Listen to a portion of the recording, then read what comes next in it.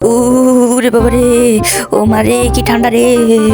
Hey guys, আসসালামু আলাইকুম, it's me আকাশে কি welcome to my short blog. এই ঠান্ডার ভিতর কে কেমন আছেন আর কে কোথা থেকে আমার ভিডিওটা দেখতেছেন আমার কমেন্ট বক্সে জানাবেন। আর কোন জায়গায় বেশি ঠান্ডা গরম পড়ে আমাকে কমেন্ট বক্সে জানাবেন। তো তখন থেকে নুডলসটা নিয়ে ঢং ঢং করতেছি। আসলে ঠান্ডার ভিতরে আমি এই রামেনটা রান্না করব। তো রামেনটা কাটার পর দেখবেন যে এরকম একটা স্পাইসি সস দিছে, এটা অনেক ঝাল, বাপরে বাপ। তারপরে দিছে এটা কি ছাতার মতো, আল্লাহ জানে, এটা একদম পাতলা।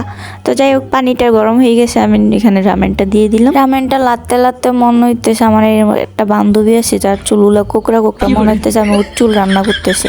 যাই হোক, তারপর দিয়ে দিলাম এই ছাতার মাথাটা। তারপর আমি সসটা কাটি একটু গ্যারানটা নিছি, মনে হয় আমার নাকি ভিতরে কেউ মরিচ ডালে দিছে। দেখেন কি পরিমাণে লালের লাল। এই সসটা যে খালি খালি খাবে সে সাঙ্গির ফুটে যাবো। তো যাই হোক, আমি দিয়ে দিছি এটা এখন নুডলসের ভিতরে। আহা, তুকুমুকুন রামেন দেখেন কত লাল হয়ে গেছে, মানে অনেক জাল। আর আমার শয়তানে নাড়াচাড়া দিছে, আমি একটু করে গালের ভিতরে নিছিলাম।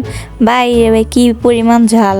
একটু করে জিব্বাতে লাগাই আমি পাগল হয়ে গেছি, ফিল্টার খুলে পানি খাইতেছি। ভাই এত দেখেন কতটা লাল হয়ে গেছে রামেনটা। তা আমি একটু ভিডিওটা কাট করলাম, তার কারণ ভিডিওটা লং হয়ে যেতেছে। এবার আপনারা বলবেন যে আমাদেরকে দেখায় অনেক খাওয়া শুরু করছে। ভাই আমি ভিডিওটা করছিলাম কিন্তু ডিলেট হয়ে গেছে, তার কারণে ভিডিওটা দেখাতে পারলাম না। তো আমার খাওয়ার ভিডিওটাই দেখেন আপনারা বসে বসে। আমার খাওয়া দেখে যদি কারো জিপাতে পানি আসে, আপনারা মার্কেটে কিনে ঠান্ডার ভিতরে ঘরে বসে খেতে পারেন গরম গরম। এটা কিন্তু ভালো বলতে গেলে আমি জ্বালা একা খাবো কেন, আপনারা সহকারে খান। আপনারা ওয়াশরুমে চাইলেও আমার কথা মনে করেন যে আমার ভিডিও দেখে আপনারা খাইছেন। যাই হোক, অনেক মজা হয়েছে, অনেক ভালো লাগছে।